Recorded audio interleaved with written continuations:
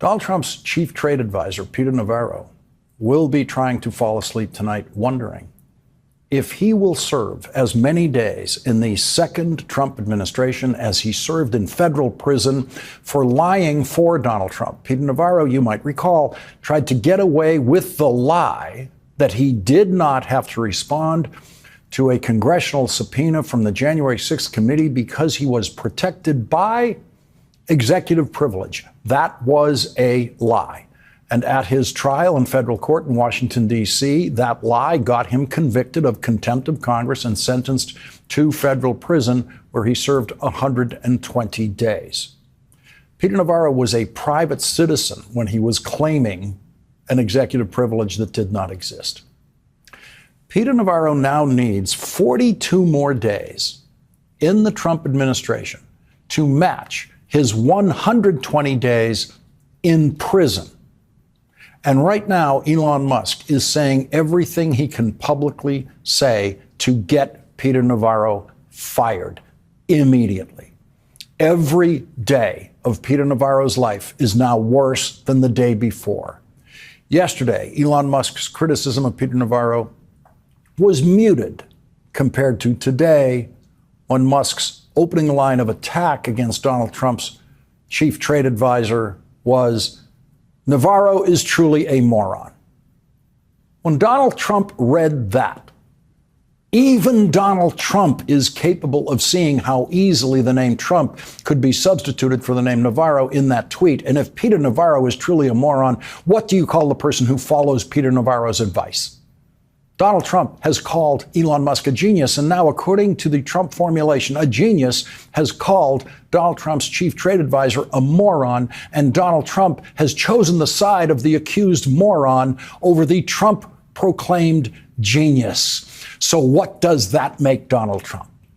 There is only one president of the United States in history who would take Peter Navarro's advice on anything.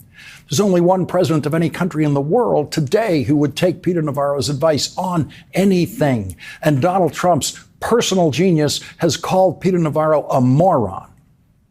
Even Donald Trump can figure out how Elon Musk really feels about someone who would take a moron's advice. It got worse for Peter Navarro as Elon Musk and his brother Kimball Musk, a member of the board of Tesla, joined in double-team Twitter attacks of Peter Navarro as the day wore on that included nastier words than moron that I cannot say on this program. Yesterday, Elon Musk's brother, Kimball Musk, directly attacked Donald Trump, saying, as I reported here last night, who would have thought that Trump was actually the most high-tax American president in generations?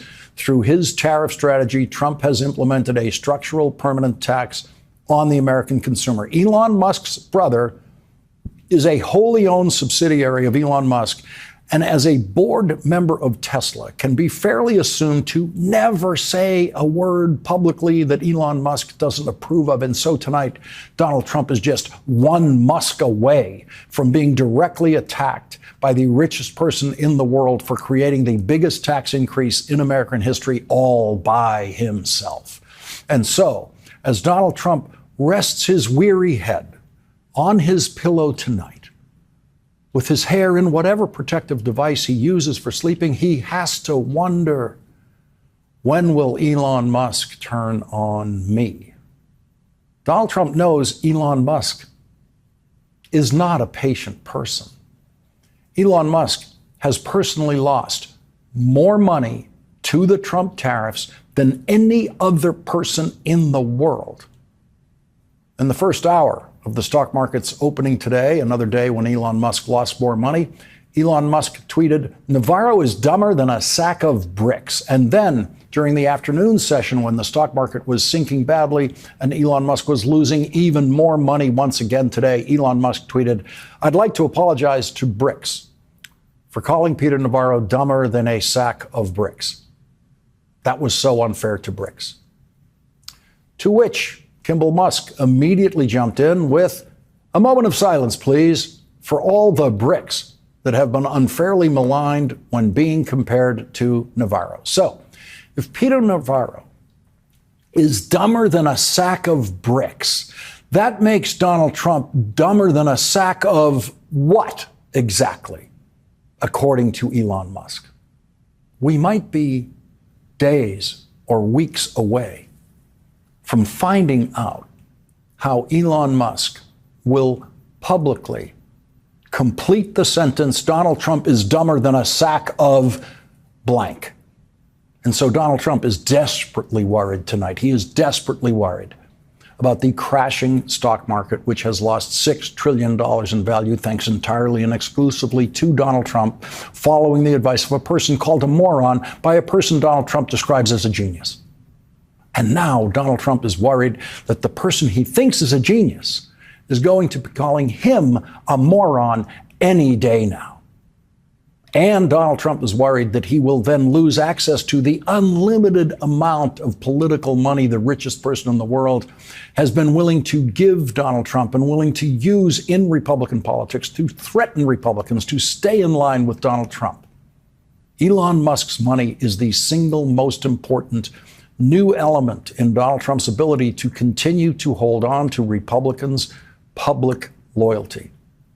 But that Republican loyalty is beginning to crumble thanks to Donald Trump following the advice of Peter Navarro. We all know just how cowardly every single Republican member of Congress is when it comes to anything involving Donald Trump. And so it is a hugely significant crack in the wall of Trump Republican loyalty tonight that the most senior Republican member of the Senate, Chuck Grassley, who has never been in favor of presidentially imposed tariffs before Donald Trump was elected, has introduced a bill with a total of 7 Republican co-sponsors to limit the president's ability to raise tariffs without Congress's approval. So that's 7 Republicans willing to go public against Donald Trump on tariffs, and 4 more Republicans emerged today in the Senate Finance Committee, which has jurisdiction over tariffs, taking shots at Donald Trump's tariffs during a hearing with the person who is supposed to be the president's chief international trade advisor, United States Trade Representative